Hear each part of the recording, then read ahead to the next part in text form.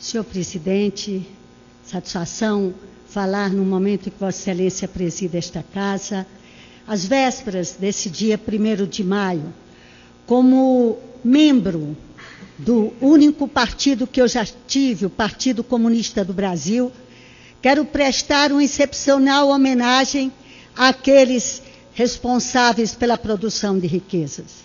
Temos em nosso país 79 milhões de trabalhadores e trabalhadoras, 46% da sociedade, da população brasileira, responsável por fazer com que esse país ande.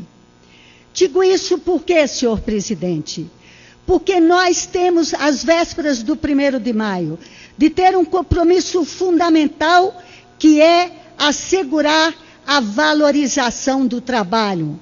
Fala-se muito em valorizar as pessoas, em valorizar a produção, em valorizar os empresários, em valorizar os produtores.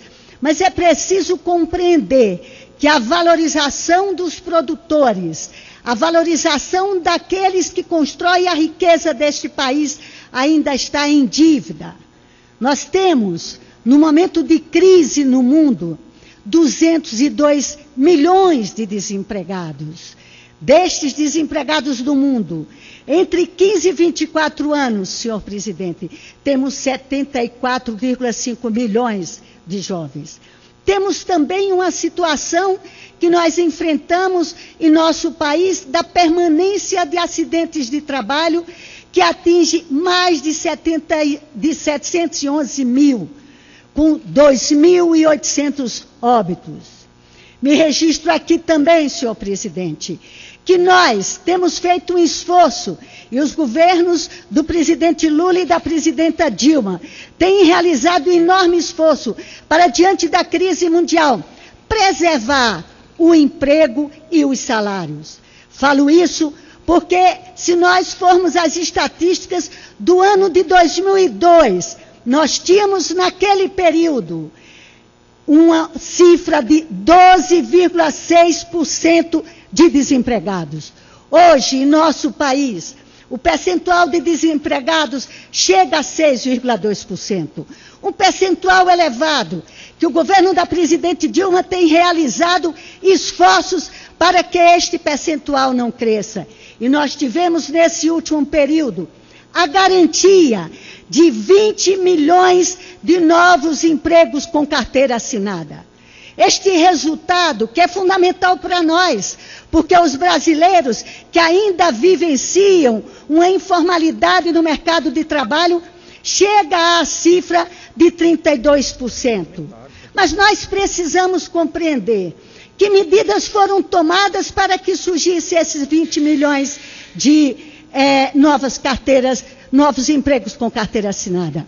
Foi no governo da presidente Dilma que foram aprovados em torno de 14 projetos de lei favoráveis aos trabalhadores. Nós temos aí a política de aumento real do salário mínimo. Nós temos aí a ampliação do aviso prévio de 30 dias para 90 dias. Nós temos aqui, senhor presidente, a aprovação da PEC das domésticas. Nós temos aqui a aprovação de uma legislação que define a desapropriação de propriedades urbanas ou rurais onde se encontre o trabalho escravo. Nós temos aqui 7 milhões e meio de jovens que incorporam o Pronatec, um programa de qualificação das diferentes setores da sociedade. Por isso eu diria, entre outros aspectos, para encerrar, senhor presidente, que nós estamos querendo que esta política que a presidente Dilma tem como compromisso, garantir emprego e salário, seja permanente, inclusive, diante da crise mundial. E concluindo, presto homenagem, citando aqui um poema de Vinícius de Moraes, O Operário em Construção. Era ele que erguia casas onde antes só havia chão.